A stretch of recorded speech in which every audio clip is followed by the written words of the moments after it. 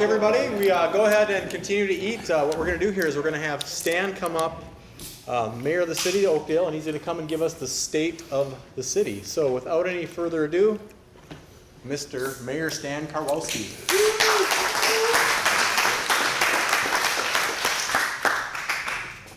Thank you. It's an honor to be here and a real privilege to do this. This actually will be the State of the City from 2015, January to 2016. But before I begin, I'd like to recognize some council people here. We got Lori Polkovac from City Council. We got Kristen Cece from City Council. And Paul Ranke was here earlier, but he had some business out of town to attend to. I also want to recognize we have our local state representative, Joanne Ward, here. And we have a lot of staff and commissioners, and it's nice to have you all here and business people. So.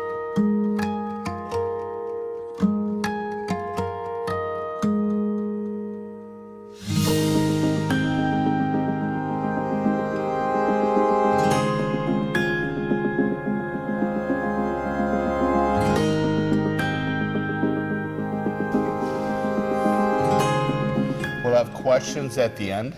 Like I say, this is from January 2015 to the present. This is the community overview. We became a city in 1974. The current population is just over 28,000. We continue to maintain a strong bond rating of credit rating of AA2. Our city's 13 square miles.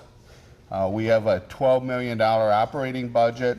We have 4 water towers and 92 miles of road. I think we're ideally situated with transportation. Our main roads are I-694, I-94, Highway 36 and 120, and also Highway 5, which is now called County Road 14. Schools, we have 4 elementaries, 1 middle school and 2 high schools serving Oakdale. We have 8 municipal departments serving the community. We have 105 employees in 2015. Right now we have 108, so we've gone up 3 over the last year and a half. I want to point out that 2 of these were really essential to have better emergency medical technician and response. So 2 are firefighters, the EMT variety, and that's to do what we think is an essential service as police and fire. 1 is a forestry, but if you've noticed a lot of the beautification, that's also a position that we've hired out more, so it's not like that was not a cost, but we've done enough of that ongoing basis to hire. So I think we keep our city work staff pretty level. Again, we have 2 fire buildings, one in the north and one in the south. They're beautiful buildings. We have a strong volunteer base, as no better known than right now, as you all amongst us. We continue to grow and communicate through social media such as Facebook and the website, and that's really a growing way to market your city. We recently joined the East Metro Strong, which our administrator, Bart Fisher, is our main representative, and that focuses on transit, investment, job growth, and economic development opportunities. Also joined the MLC, which is the Municipal Legislation Coalition with other East Metro cities. And both of these things to join are a way to be more proactive in our growth. Rather than sitting back, we're going out there and promoting our city. Awards, for several years, a lot of years now, we've been a Star City, a Tree City for 21 years, Beyond the Yellow Ribbon City, which I'd like to recognize Mark Cove as being the key person on that. Bike-friendly community, we got that a few years back. We were Business of the Year, and we always get an annual financial reporting, which again is our great, all our staff making for solid budgets and the way they report. and that all adds to our credit rating. Our Tartan Crossing just won an award. And then I'll have more to mention. We got these are recent ones. We got a Sustainable Cities Award, which from the League of Minnesota Cities, which basically was given to us on energy reduction of consumption. This was not only through energy through solar, it was traffic signals, street lights, geothermal, and again, these solar panels. Landscape Award in our Tartan Crossing took a unique way to take a retention pond with all that water on the site and make it a beautiful park amenity for the businesses around there. And that was a Sala, Minnesota award for a storm pond. As you can see, it's pretty impressive. It's looking really good right now, so check it out. When we started out with myself as a new mayor, new council, Bart being new, we took on the role of let's step back, and we came up with strategic initiatives. We have 53 priorities that are part of our strategic initiative. They serve as a blueprint over the next 3 years. We're plucking several of them off. Some are in process. All of these fall under our 3 major focus areas in the coming years for becoming a better city. One of the focus areas is community and economic development. The next one is community connections, which is through a variety of methods, trails to internet and everything. And then lastly, our image and our vision. You know, we want to really get an image and a vision for our city that people want to come to Oakdale when they think of the Twin Cities. This all started with we've done 3 retreats. The first one was in May of 2015, and that was just with Bart for City Council, and Bart could share a mutual understanding of where our city should go. And from that, we've met now each of the past 2 Julys with the entire department head staff of 8 department heads, and Bart and Jason, and our fire and police department. And again, that's where we came up with those 53 initiatives, and that's where we came out with our 3 areas of focus. We hope to continue these as just a good way to communicate. New businesses since January 2015 to now. I'd like to point out it's a pretty diverse list of new businesses with some particular growth in restaurants. Katrina's is doing really well from what I understand, just off on Century Avenue down near 10th Street. It's getting some Twin City recognition. We've got the new Cub Foods, which again, if we didn't have a city council and a city staff that seen a vision there and the support of the business community, we would still have a Kmart sitting there dilapidated and unused. So we're really excited about that. Executive Suites, that's in the Mike and Dave's property down there on 694 and 94. They lease office space, and I think they're doing well. Ferguson, kind of south of the Bergen Plaza, they do high-end fixtures and lighting for contractors that would largely serve the whole metro, but particularly the high-end contractors that would serve the East Metro. They're open for local retail. Then we got fractional toy store, again in the Mike and Dave's property on 694 and 94 to serve the needs of people that don't want to own their fun equipment, fun toys. Moving to the north, up on Hadley Avenue and Century, we have Health Source. And then in the Rick Tim building on Hadley, we've got Hearing of America? Then if you haven't known it, we landed a Hy-Vee. That one just kind of slipped under the radar screen. And again, there's a restaurant in Hy-Vee. It's doing really well.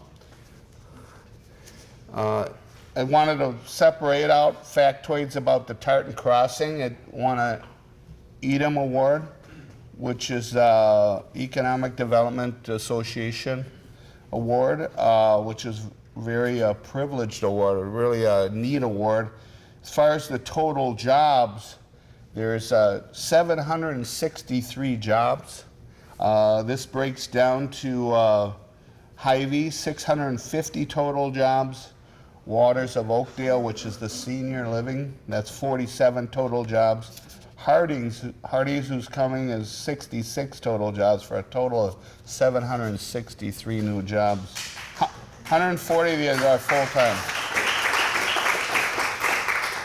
Then in Frank Gorcello's building, we have loads of laundry. They're doing really well with some really unlimited washing capabilities, not just the conventional clothes. Again, just south of Bergen Plaza is NORTHSTAR. I take that back. NORTHSTAR Home Technologies, I think, is they are more in the Bob Stickledge building off of Helmo. So any home technologies and entertainment. Precision Auto Repair on 10th Street. Reopened under a new owner. We have a Sorrow and Bergstrom, attorney at law, and they're on 10th Street on 10th and Inwood, in those office condos. Slumberland. Several months ago, they came and bought out that Imation building. I think it's about 90 acres. I think they have big plans for that 90 acre in the coming. They may have plans ready in the next few months to develop the whole business park. It'd be a Slumberland business park. I think their plan, as we know it, they wanted to invest in technology development, so there should be good jobs. And then recently we heard to the north of the Slumberland site, which is the Imation site, there's 200 acres that 3M wants to sell. So we're going to try to work early on with a developer to make a good fit for Oakdale. And because of that kind of growth, now we're seeing a Super America. This is the new Super America on Highway 5 in the Target Oakdale Village, I believe it's called. And then TLC Veterinarian Hospital on Helmo on 15th, and they've got 3 other buildings they want to put up for animal care. A really good hospital and clinic. And then Victoria Nails and Spa in Oakdale Village there, where the next to the Five Guys, and we welcome them. Most of these we had ribbon cuttings, and then coming soon. We got preliminary approval in a workshop a week ago. Was the Big Thrill Factory, and this would be in the Bergen Plaza and the old original Rainbow store. So I think this would bring new faces to Oakdale and be a good fit. So we're optimistic about the final plans. Then also we got Hampton Inn on 4th Street off of Inwood near the golf course that is breaking ground. What's interesting here is they thought the Gold Line was an asset to their deciding on building in Oakdale. They thought they would actually rent a few rooms due to somebody being so close to a major bus line rather than needing a car. Coming soon, this is in the Demories, nope, I take this back, this is the Hardee's. Again, in the next to the Hy-Vee. That's our last site, and we're excited about that. Another new restaurant. And then in the Demories site, which we weren't happy with some of their performance. We're not going to sit back idly where businesses are allowing, maybe there was a level of crime there that wasn't going over big. Luckily, they got the message and have sold out. There's a wild boar in Hopkins.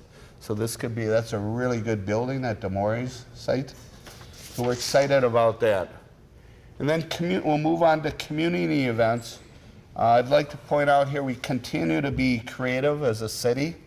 I think the events I'll show you, several of them are new, but I think the ones that we stick with really make us a special place to live. So again, that's really one of our ways to strengthen our neighborhoods and is a high priority. So the Acorn Award, we continue to give out these, and I think it motivates some competition and quality of maintaining your properties beyond the structure. Arbor Day, we continue to give away trees. This is the Peter Grasky Arbor Day. It's our 41st year. This would amount to, on average, of about, well, the total over 41 years is over 4,300 trees. Family fun inflatables. This is, they get about a dozen or 15 of these large. They're pretty expensive. Staff's being creative to try to keep the rent of them down. This is where we really like our business community come forward on sponsorships. This event attracts I think 3,000 families largely in the community attending it. The farmers and indoor market, again, this is used right here. We're at indoor market during the winter. It's phenomenally, I think it's very successful, really breaks up winter, keeps our city vibrant. You know, it's one of those unique things where you have a great amount, it fills the whole building.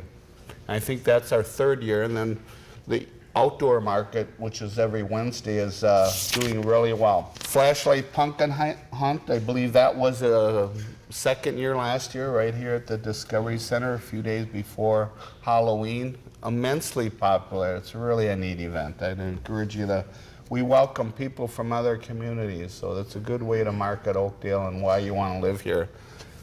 Very creative of our staff on some of these events, like this flashlight pumpkin hunt. Another creative, the movies in the park. There was one just last Friday, and we're getting good sponsorship from I think Hy-Vee. Actually, Slumberland was a key sponsor on this one. Big movie at the band shell. They had fun and games related to Star Wars. And then our mystery Easter egg hunt around Easter time, and that's been going on for some years. Directs probably 1,000 people. Summer Safe Nights. This is one that we won't get every year, but we were fortunate enough to have the Washington County Sheriffs pick out Oakdale, and they came and had everything from horses on display to water to a helicopter coming in. There must have been I would estimate 1,000 people showed up to this one. This was about a month ago. We might not get that one all year, but our staff's always looking for an opportunity. The special Santa visit each year, and that's something the fire department does, you know. They tie it in kind of with our Winter Wonderland, and I think there's one slide here. It's our Winter Wonderland continues to be our biggest event. Mark, you would know, but well over 1,000, close to 2,000 families. And then we've got the summer concert series. Again, businesses step up to sponsor, help out on the sponsorship. So we've got 3 concerts left. I'd like to point out this one on July 20th, which was yesterday, was Made in Dixie, and it was a little longer concert, and we included food trucks and beer concessions. And it was really, again, these are special events that make you hopefully want to open a business here, buy a house here, and have fun here. Summerfest. This has always been a strong event, but we're always looking at ways to change it. You know, Ted Berth ran it for a lot of years. I think Jason's been running it for 2 years. Jason, stand up. I'd like to acknowledge for your great effort on Summerfest. Again, the parade on Thursday is always well attended. We move things like the fireworks, which are well attended, on the Saturday, kind of the grand finale, and we've added bands and other amenities to keep that a vibrant community event. Touch a Truck is another event during the summer, and it's coming up. It's just a wonderful, just let kids run and experience what could be a future career for them, actually. And then we do have Wonderland, so it's getting a plug for two, but actually this one's maybe the best for last. So this is probably our biggest event. Again, this is where the Oakdale Chamber steps up, the Lions Club steps up to help really sponsor this one. And then community enhancements.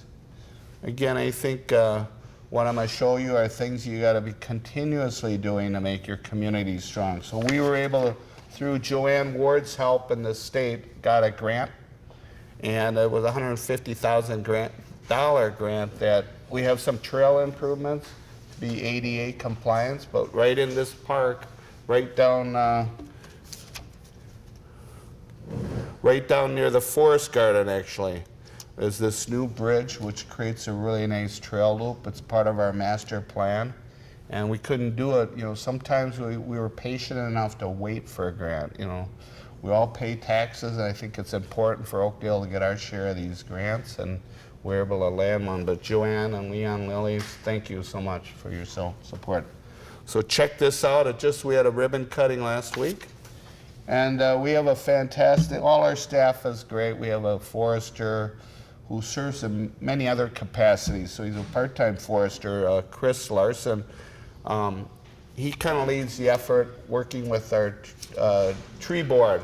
So check this out. It's down near, I call it Acorn Lake. Some people call it Mud Lake, but you know, Acorn's much more mysterious. But this is a fantastic garden. It actually is part of the effort to, I forget the it has a lot of aspects to have butterflies, the whole, I'm sorry, I'm looking, pollinator. It's part of the pollinator effort. Tanner's Lake Park. We've been, again, the tree board with their leadership, we've done some nice planning and revitalization. I'd like to point out Tanner's Lake later this summer or fall will be the Ted Berth Memorial Field that staff and volunteers are working on, so we're excited for that. Again, another thing to promote our city is these welcome banners, if you haven't seen them on 10th Street.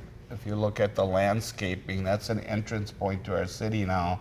We're Hy-Vee, Bergen Plaza, and our Tartan Crossing. You get off 10th Street, you would not recognize that. I think some of us on council and others we've talked, it was only a little over a year ago, you'd be in that intersection on a Sunday night and it was lights out, dark, and you wouldn't even want to be there. Now you come out there in this area where the welcome banners are on 10th Street and the Hy-Vee and the Cub is vibrant. You know, everything's well lit and it's 180 degrees, so it's really been great. Wanted to point, we wouldn't be a strong city without strong public safety. One of our investments was, and we really had to be strong with our budgeting because it was a much larger investment for this new ladder truck, largely to not only meet reaching out. You know, these trucks are so heavy now, they have so many goods on them, you can't just park in the grass. So you pretty much have to park on a parking lot. And now that we have businesses and businesses for the future that will be taller, we can reach up to any fire tragedy that's going on. We can't share this with another city. You could never be responsible to someone that would get hurt saying, well, we tried to use Maple's truck, but it wasn't available. So this was like just under, this was what it was like a 900,000 plus fire truck. So much more investment, but we, again, through our strong staff and council leadership, figured out a way to afford this. We have to make those investments to have state-of-the-art public safety. So this is a good example for this year in the fire department. And then now we're wanted to point out with our police department and some of these challenges we're seeing in the news with police being shot on and in danger and police being held to a higher scrutiny. We've been having yearly meetings with our police department to make sure and fire, we have railroad tracks for that. Both departments are extensively trained on how to handle different variety of scenarios that they could encounter on a daily basis. So we're not waiting for a tragedy to happen, we're trying to be proactive, and we'll continue to have yearly or if not more meetings to make sure we're doing whatever we can to handle tragic situations. Part of this kind of feeds into that city council. We have a long way to go, but we are considering a building expansion for the police department. It would include a training facility, and it would possibly have some other multi-use facets. Right now, the police department is not laid out the best, and we've made investments in the fire department for some time, and it's now time to invest in our police department. Not only training, just to quality of their work life, indoor storage for police cars, so that they can efficiently operate in the city. We're in the early stages. Again, it could be a big ticket item, so we're trying to project out over the next few years on how to fit this in without really making it a burden on the taxpayer. So we're in the early stages, but it's worth mentioning. In summary, 2015 was a year of transition. I was a new mayor replacing Carmen Srack, who was an awesome mayor. We have a great tradition of awesome mayors going back Ted Birth and beyond. So it's been an honor to serve in this capacity. We had 2 new council members. One can't be with us today, but Kristen is a new member. And of course, Lori and Paul are just steady performers. So, and I wanted to point out we've had a new city administrator, Bart Fisher, I think is doing an outstanding job. Bart, stand up, please. Come on. I think a lot of we've discussed has all been on Bart. He's the new guy in town, and I think the plan has been, Craig had done a wonderful job, our past councils had done a wonderful job, but it was time to, let's try to even increase the plane, let's reach higher and try to do it quicker, but be smart and look visionary. I think by all accounts, it's been an effortless transition. One that allowed us to continue to make great strides in economic development, as I think many of the slides would tell you, and some of the upcoming opportunities. And other community investments, as I've shown you with the park improvements and the recreation and in our neighborhoods. The city council and staff continues to be respectful, professional relationships, and we're all working towards a common goal of making Oakdale an even better place to live, work, and recreate. So that concludes our city's update for the past year and a half, from January 15 to 16. I think we're a solid city and things are well, and we're striving to get better. Thank you. It's now